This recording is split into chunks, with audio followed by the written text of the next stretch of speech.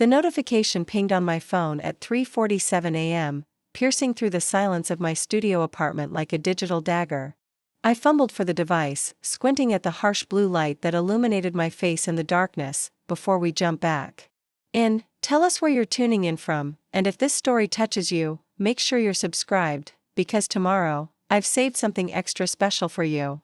Credit alert: $12,847.50 charged to card ending in 4829 merchant, Lux Resort Maui. My heart stopped. Then it started again, hammering against my ribs like a caged bird desperate for escape. I sat up in bed, my mind racing through possibilities. Identity theft? Fraud? A glitch in the banking system? But deep down, in that hollow space where family disappointments live, I already knew the truth. I grabbed my laptop from the nightstand, fingers trembling as I logged into my credit card accounts. The screen loaded with agonizing slowness, each second stretching like taffy. When the numbers finally appeared, the air left my lungs in a sharp whoosh. $74,892.37 in charges across 4 of my credit cards. All within the past 48 hours. All from places I'd never been to, for services I'd never requested: Paradise Bay Resort, $15,600 first-class flights to Hawaii, $8,900 luxury car rental, $3,200 designer shopping spree, $11,400 Michelin star restaurants, $4,800 spa services, $2,100. The list went on and on, each line item a fresh knife twist in my gut. I scrolled through the charges with mounting horror, watching my carefully constructed financial stability crumble before my eyes. My name is Cassandra Cass Mitchell, and I'm 28 years old. For the past 6 years, I've worked 2 jobs, days at a marketing firm downtown and evenings at a bookstore cafe, all to build something my family never had: security. While my relatives bounced between get-rich-quick schemes and borrowed money from anyone foolish enough to lend it, I saved every penny I could. I drove a 10-year-old Honda Civic with 180,000 miles on it. I bought generic groceries and clipped coupons like my grandmother used to do. I lived in a 400-square-foot studio apartment where the heating rattled and the neighbors upstairs practiced tap dancing at midnight. Also, I could have that safety net, that buffer against the chaos that had defined my childhood, and now it was gone. I called the credit card company first, my hands shaking as I dialed the customer service number. The automated system cheerfully informed me that my wait time was approximately 47 minutes. I stayed on hold, pacing my tiny apartment in circles, wearing a groove in the already threadbare carpet. Preparing and narrating this story took us a lot of time, so if you are enjoying it, like this video, it means a lot to us. Now back to the story. When I finally reached a human being, the conversation went exactly as I'd feared. "I'm sorry, Ms. Mitchell," the customer service representative said in that practiced tone of sympathetic helplessness. "These charges were made with authorized users on your account. The signatures match our records, and the security questions were answered correctly." "But I didn't authorize these charges," I said, my voice rising despite my efforts to stay calm. "I'm not even in Hawaii. I'm in Chicago, in my apartment, and I haven't left the city in 6 months. I understand your frustration, ma'am, but according to our records, these purchases were made by individuals with legitimate access to your accounts. Your mother, Rebecca Mitchell, and your brother, Marcus Mitchell, are both listed as authorized users with full purchasing privileges." The words hit me like a physical blow. Mom and Marcus. Of course. "Can you remove their access immediately?" I asked. "Certainly, ma'am. However, the existing charges will remain on your account as they were, made while the authorization was still valid." After hanging up, I sat in the dark for a long time, listening to the city wake up outside my window. The early morning commuters were starting their routines, car engines turning over, coffee shops opening, the ordinary symphony of people going about their ordinary lives. My phone buzzed with a text message. "Mom, having the most amazing time. Thank you so much for this, sweetheart. We really needed this break. You're the best daughter ever. Red heart, red heart, red heart." Attached was a photo of my mother, my stepfather Rick, my brother Marcus, his girlfriend Tiffany, and my half-sister Jade, all grinning on a white sand beach. They were holding tropical drinks with little umbrellas, their faces sun-kissed and carefree. Designer sunglasses, expensive swimwear, The kind of effortless luxury that had never been part of our family's reality. Another text came through, this one from Marcus, Cass. This place is insane. Presidential suite has its own infinity pool. Mom said you hooked us up. Sister of the year. Trophy hibiscus then jade, my 19-year-old half-sister who'd never held a job longer than 3 weeks. OMG, the spa here is amazing. Getting a couple's massage with Jake tomorrow. You're literally the best big sis ever. Woman getting massage sparkles Jake. She'd brought her boyfriend too. Of course she had. I stared at the messages, each exclamation point and emoji feeling like a slap across the face. They thought I'd planned this. They thought I'd willingly given them access to my entire financial future for a week of luxury I could never afford for myself. My phone rang. Mom's number. Cass, honey. Her voice was bright and cheerful, with that slightly slurred quality that meant she'd already started drinking despite it being barely 9 a.m. in Hawaii. Did you get our pictures? Isn't this place incredible? Mom, I said, my voice carefully controlled. We need to talk. Oh, don't be so serious, sweetheart. You work too hard anyway. This is exactly what our family needed, some quality time together. You should have come with us. I couldn't come with you because I didn't know about it, I said. Because I didn't plan it. Because you used my credit cards without asking me. A pause. Then a laugh, light and dismissive. Oh, Cass, don't be dramatic. We're family. Besides, you owe us this. The words stopped me cold. I owe you. After everything we've done for you? Raising you, supporting your dreams, being there. For you through all your difficult phases? This is the least you could do for the people who love you most. I felt something crack inside my chest. Mom, this trip cost over $70,000. That's more than I make in a year at both my jobs combined. Money comes and goes, honey. Family is forever. You'll make more money. That's not the point. The point is that we finally have a chance to create some beautiful memories together.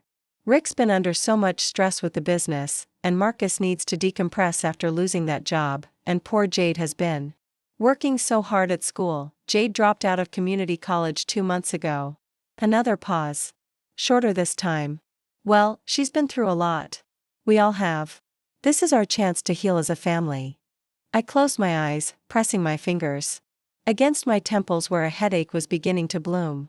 This was so typical of my mother, reframing every crisis as an opportunity, every conflict as a misunderstanding that could be solved with enough positive thinking and emotional manipulation. Mom, I need you to come home. Now. All of you. Don't be ridiculous. We just got here yesterday. This is a 7-day package. We can't just waste it. You can't waste, I stopped myself, taking a deep breath. You can't waste money that isn't yours. It is mine, she said, and now there was an edge to her voice. I'm your mother. I brought you into this world. I clothed you and fed you. And put a roof over your head for 18 years. If you can't help your family when they need it most, then I don't know what kind of person I raised. The guilt hit me like a tidal wave, just as she'd intended. This was her specialty, the emotional jiu-jitsu she'd perfected over the years. Take any legitimate complaint and flip it into evidence of my selfishness, my lack of gratitude, my fundamental failure as a daughter. I'll pay you back, she continued, her tone softening now that she sensed weakness. Of course I will. Once Rick's business picks up again. You know we're good for it. Rick's business was a series of MLM schemes and cryptocurrency investments that had yet to produce anything resembling actual income. The man hadn't held a steady job in the 3 years since he'd married my mother. When? I asked.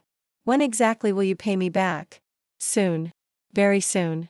Rick has some big deals in the works. Huge opportunities. This trip is actually part of his business strategy, networking, you know. Building relationships with potential investors. I wanted to laugh, but I was afraid if I started, I wouldn't be able to stop. Or maybe I'd start crying instead. The two felt dangerously close. I have to go, I said. Cass, wait. I hung up. For the next hour, I sat at my tiny kitchen table, staring at my laptop screen. The numbers didn't change, no matter how long I looked at them. $74,892.37. My entire emergency fund, wiped out in 48 hours. My credit utilization shot from 2% to 97% across all cards. My credit score was about to take a nosedive that would take years to recover from. I'd been planning to put a down payment on a small condo next month. I'd saved for 3 years to accumulate that money, working double shifts, skipping vacations, turning down invitations to go out because I couldn't afford the dinner or the drinks or the cover charge. Also, I could have something that was mine, something stable and secure in a world that had always felt precarious. My phone buzzed again. A video call from Marcus. I almost didn't answer, but curiosity got the better of me. When his face appeared on the screen, he was lounging by a pool, shirtless, with Tiffany draped across his lap. Palm trees swayed in the background. "Cassie," he said, using the childhood nickname that always made me feel like I was 8 years old again. "Look at this view."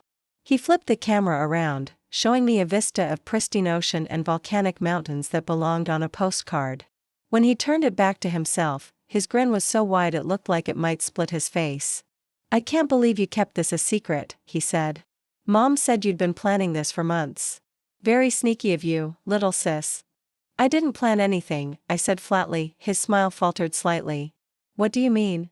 "I mean I had no idea you were going on this trip until I got the credit card alerts at 4 in the morning." Marcus looked confused, like I was speaking a foreign language. "But Mom said." "Mom lied. To you and to me. She used my credit cards without permission." "That's..." He looked uncomfortable now, shifting Tiffany off his lap. "That's not possible. She wouldn't do that. Check your messages. Look at the timestamp on when Mom told you about this trip. I guarantee it was after the charges had already gone through." I watched him fumble for his phone, scrolling back through their conversation. His face changed as he read, the carefree vacation glow dimming. "She said you wanted to surprise us," he said quietly. "She said you'd been saving up specifically for this." "I have been saving up. For a house. For my future. Not for a luxury vacation I can't afford." Tiffany leaned back into the frame, her blonde hair wet from the pool. "Wait, so you didn't know we were coming here?" "No, Tiffany. I didn't know." She looked at Marcus, then back at me. "But we already ordered room service. Like, a lot of room service. And I booked that couples massage Jade mentioned. And there's the sunset dinner cruise tomorrow that looks amazing." "Cancel it," I said. "Cancel all of it. Come home." "We can't. Just cancel," Marcus protested. "The resort doesn't give refunds. And the flights aren't changeable without huge fees." "Then enjoy your vacation," I said, feeling something cold and hard settling in my chest. "Just know that it's costing me everything I've worked for over the past 3 years." "Cass, come on. Don't be like this." "Like what?" "Upset that my family stole from me." "We didn't steal anything. We're family. Family shares. Family asks first." The call ended shortly after that, with promises from Marcus that they'd figure something out and that I shouldn't stress so much about money. Easy words from someone lounging by a pool that cost more per night than I paid in rent per month. I spent the rest of the morning on the phone with banks and credit card companies, trying to minimize the damage. The customer service representatives were sympathetic but clear. Since my family members were authorized users, the charges were legitimate. My only recourse would be to pursue legal action against my own family, something that seemed both impossible and horrifying. By noon, I'd managed to remove their access from all my accounts and set up fraud alerts for any future attempts. But the damage was done. I was drowning in debt I'd never chosen to take on, with a family who saw my financial responsibility as their personal ATM. I made a cup of instant coffee and sat back down at my laptop. If they wanted to treat me like their personal bank, maybe. It was time I started thinking like a banker. And banks had ways of dealing with people who didn't pay their debts. I opened a new browser window and started researching lawyers, debt collection agencies, bankruptcy attorneys. Then I moved on to something else, companies that specialized in asset recovery and financial investigation. If my family thought they could just take what they wanted without consequences, they were about to learn otherwise. My phone rang again. This time it was Jade. "Cass." Her voice was bright and bubbly, without a trace of guilt. "I just wanted to thank you for the most amazing surprise ever. I'm literally crying happy tears right now." "Where did you think the money came from, Jade?" "Mom said you'd been planning this for ages." She said you wanted to do something special for the family, after Dad died and everything got so hard. My father had died 7 years ago. Long enough that using his death to justify anything was manipulation of the highest order. And you believe that? I asked. That I would spend $70,000 on a vacation without mentioning it to anyone? Silence on the other end. Then, in a smaller voice, maybe? You've always been really generous with us. Generous? Right. Like the time I'd loaned Marcus $3,000 to fix his car and never seen a penny back.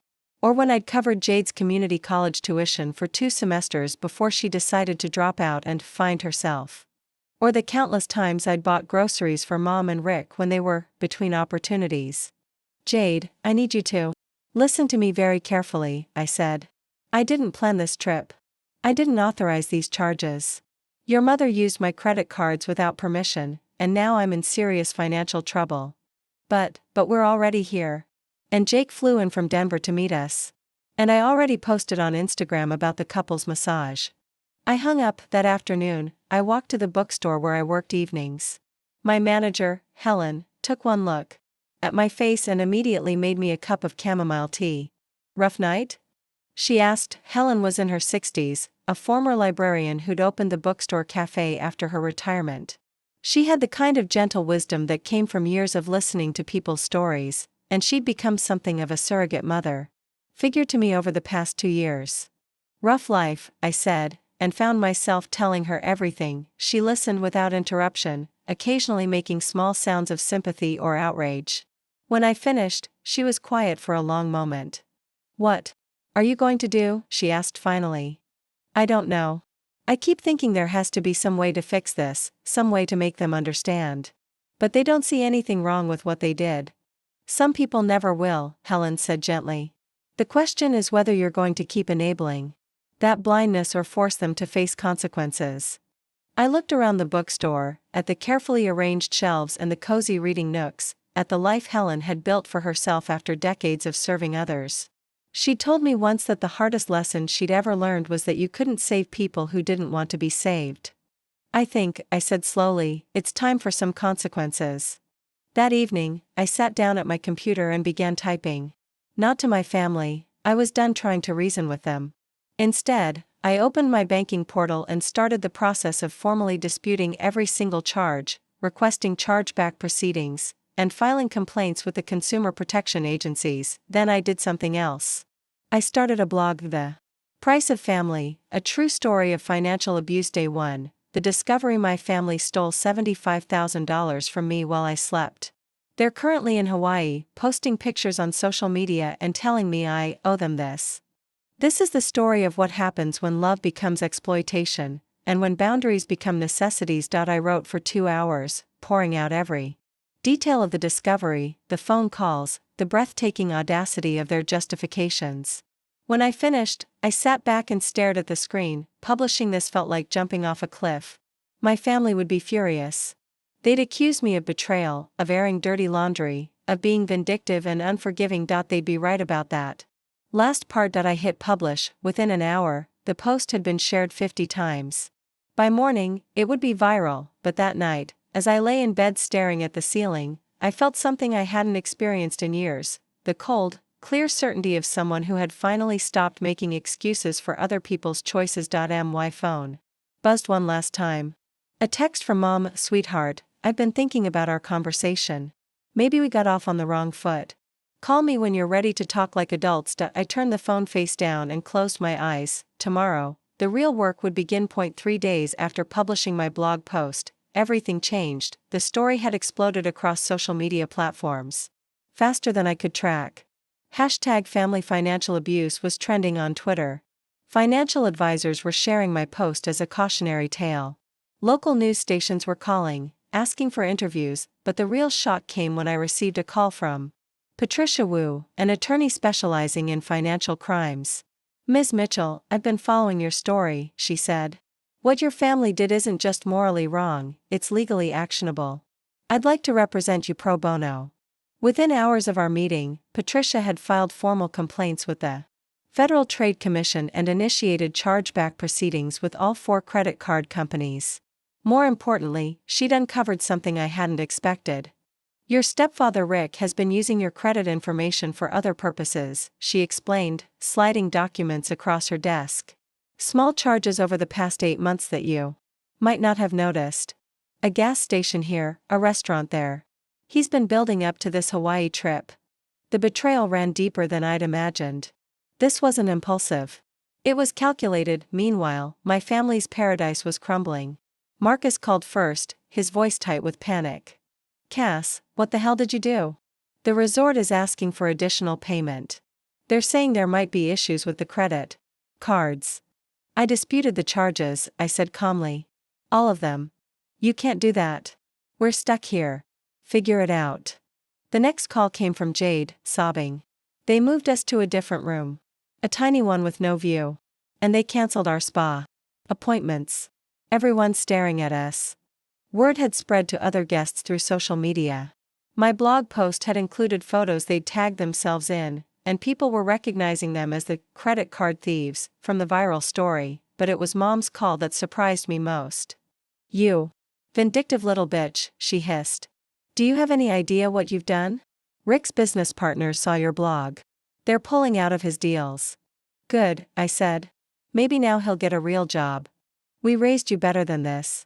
No, I said, feeling a strange calm settle over me. You raised me to be your personal ATM. But that bank is now permanently closed.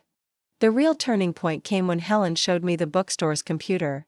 My blog had received over 100,000 views, but more importantly, it had generated something unexpected: donations. Strangers who'd read my story were sending money through a crowdfunding platform someone had set up without my knowledge.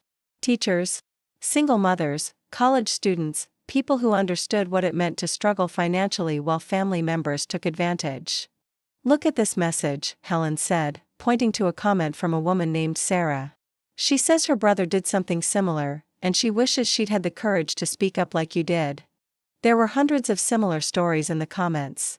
I wasn't alone. By the end of the week, the crowdfunding had raised $23,000. More importantly, Patricia's legal work had yielded results. The credit card companies agreed to reverse $62,000 in charges, acknowledging the unauthorized nature of the transactions despite the authorized user status. My family returned from Hawaii 3 days early, their vacation cut short when the resort demanded immediate payment for the remaining charges. They'd been forced to share a single economy room for their final night, their designer clothes wrinkled, their tans fading, their social media accounts silent. Marcus was the first to show up at my apartment, his girlfriend notably absent. Tiffany broke up with me, he said, slumping in my tiny kitchen chair. She said I was from a family of criminals. Are you here to apologize? I asked. He looked confused. For what? We're family, Cass. Families forgive each other. Families also respect each other. They ask permission before taking $75,000. But you have money, had money. Past tense. And even if I was a millionaire, that doesn't give you the right to steal from me. He left angry, muttering about how I'd changed and become cold. Jade came next, bringing Jake, her boyfriend who'd apparently decided to stick around despite the drama. I'm sorry, she said, and for a moment, I thought maybe she understood. I'm sorry you're making such a big deal out of this. Money isn't everything, Cass. You're right, I said. Trust is everything. And you all destroyed mine. So what, we're not family anymore. I looked at my 19-year-old half-sister, at her perfectly highlighted hair and her designer handbag. That probably cost more than my monthly rent. She'd never worked for anything in her life, never struggled, never gone without. To her, money really was just something that appeared when needed. We'll always be related, I said carefully. But being family is a choice. And choices have consequences. Mom and Rick never came to see me. Instead, they sent a letter, actually mailed, like we were living in 1995, demanding I fix this mess and threatening to sue me for defamation and intentional infliction of emotional distress. Patricia laughed when she read it. They can try, she said. Truth is an absolute defense to defamation, and documenting financial abuse isn't intentional infliction of anything except consequences. The final surprise came 6 weeks later. I was working at the bookstore when a well-dressed woman in her 50s approached me. "Are you Cassandra Mitchell?" she asked. "Yes. I'm Jennifer Huang, CEO of Midwest Community Bank. I've been following your story, and I have a proposition." Jennifer explained that my blog had sparked conversations about financial literacy and family financial abuse that her bank wanted to support. They were launching a new program to help people protect themselves from exactly what had happened to me. "We'd like you to consult on the program," she said. "Part-time initially, but with potential for a full-time position. The salary would be significant." The offer was for more money than I'd ever imagined making. More than enough to rebuild my savings, buy that condo, and start fresh. 3 months later, I was sitting in my new office, actual office, with a door and windows, reviewing applications for the bank's financial protection program. My story had helped create resources for hundreds of other people dealing with family financial abuse. My phone buzzed with a text from Marcus. "Mom's in the hospital. Heart attack. Thought you should know that." I stared at the message for a long time. Part of me wanted to rush to the hospital, to fall back into the old patterns of putting family first regardless of how they'd treated me. Instead, I sent flowers with a card that read, "Wishing you a full recovery. Cass." I didn't visit. I didn't call. I didn't open my wallet. Some people would call that cold. My therapist, whom I could finally afford, called it healthy boundaries. Helen called it growth. 6 months after the Hawaii incident, I was closing on my condo when I received an unexpected visitor. Mom, looking older and frilier than I remembered, stood at my door. "I'm sorry," she said simply. I studied her face, looking for the manipulation, the angle, the setup for the next request. But she just looked tired. The therapy group leader said. "I needed to apologize without expecting anything back," she continued. "So I'm sorry for taking your money. I'm sorry for lying. I'm sorry for making you feel like your only value to this family was financial." "Thank you," I said. We stood there for a moment, the silence stretching between us. Can we try again?" she asked. "Maybe," I said. "But it starts with you building a life that doesn't depend on taking from mine." She nodded and turned to leave, then paused. "I saw the article about your new job. I'm proud of you." "Thank you," I said again. I meant it. A year later, I was featured on the cover of Financial Wellness magazine as one of 30 under 30 champions of financial justice. The article detailed how a family betrayal had led to a career helping others protect themselves from financial abuse. Marcus had gotten a real job, finally, working construction. We texted occasionally, nothing deep, but civil. Jade was in her second semester of nursing school, paying her own way with student loans and a part-time job. She'd grown up, it seemed, once the safety net of other people's money was removed. Rick and Mom were divorced.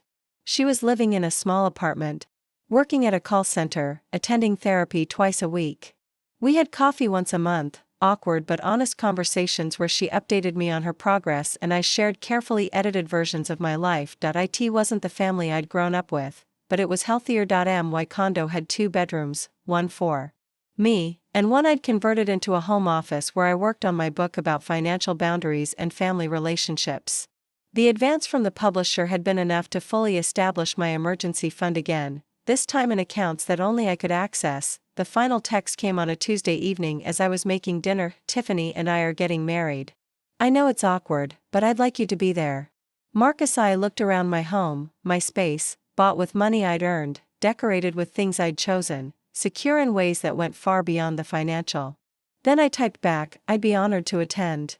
Congratulations." Some stories end with dramatic reconciliations, with families learning their lessons and everyone hugging it out. This one ended with something better: boundaries, respect, and the quiet satisfaction of a life built on my own terms. The price of family, I'd learned, wasn't measured in dollars stolen or trust broken. It was measured in the courage to demand better and the wisdom to know when you'd found it. I'd paid that price gladly. Up next, you've got 2 more standout stories right on your screen. If this one hit the mark, you won't want to pass these up. Just click and check them out. And don't forget to like, subscribe and turn on the notification bell, so you don't miss any upload from us. The end.